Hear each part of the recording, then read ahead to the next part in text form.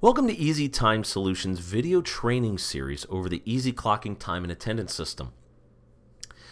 This session is going to cover the employee self-service portal and the features that are available within that account. We're going on the assumption at this point that the auto-generated email has already been sent to the employee with the appropriate information.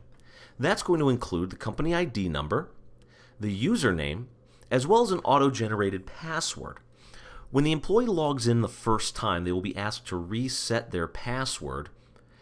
And at this point, you can set this to whatever you wish as long as it meets the minimum number of character requirement. The system will not ask you periodically to reset your password. Although the system does follow bank level encryption as far as safety, the password is not going to need to be reset as frequently as you would see as a password. It will only need to be reset if the user chooses to change the password or if it has been forgotten or compromised. The first time you'll see the company ID field show up, but as long as the computers are not refreshing from the network every night, it will retain the number of the company ID, and all you'll need to put in is the username and your password. So let's go ahead and sign in and take a look at the employee portal. There are a lot of functions that can be turned on or off depending upon the employee's level. This account allows us to see all of the features available within the employee self-service portal. This employee is permitted to edit their own time. So just like on the administrative end where the time can be edited, all of these fields can be edited by the employee. And at the very end of the 2 weeks, they will need to review their own time card. If an employee is not going to be responsible for editing their own time card, all of these options will be viewable, but they will not be editable. On the left-hand side, we can see a clock in and clock out button. We also have the ability to transfer jobs from one to another. In this case, if an employee has a special job or a step up that they would be able to achieve for a specific time period, they can transfer jobs right here on the computer, just like they can on the time clocks. They also have the ability to clock in or clock out as a normal shift with the time here and the date. Above that, they also have the ability to view previous or future time cards.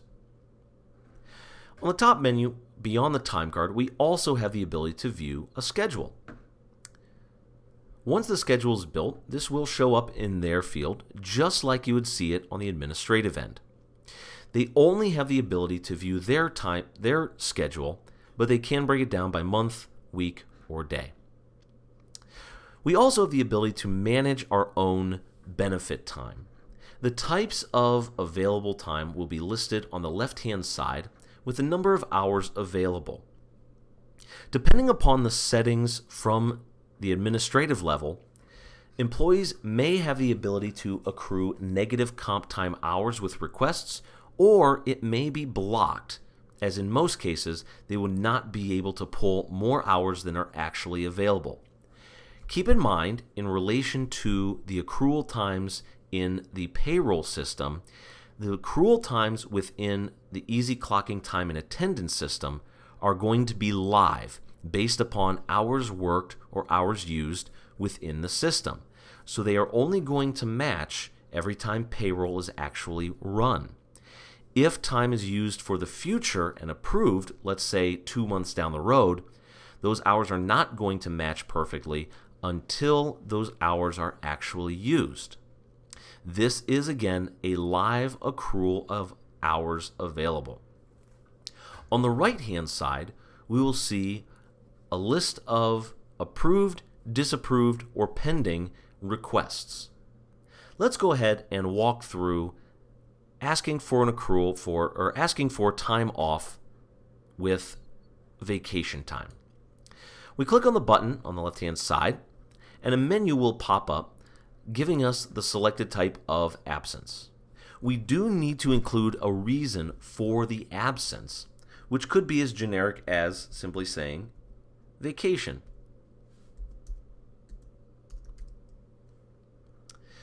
The next field is going to ask us the number of hours per day that we are going to request. You will want to request the number of hours that are normally worked. Finally, we want to select the dates that we are going to be missing. If we are only going to be missing a selected day, we can click on just the day. If we are going to miss, let's say, a week for a family vacation, I can click on the first day I'm going to miss and highlight all of the days that I want to take that absence for.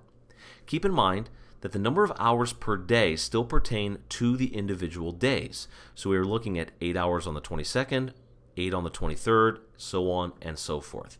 We don't want to put in the total number of hours, otherwise it will give us an error. Let's say we're taking a week off and we want to request 40 hours total.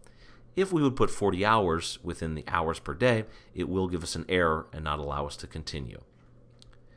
From here we can create the absence, and in the list we will see that our our absence is now pending until an administrator approves or disapproves that request. Finally, we have My Messages, a contained messaging field.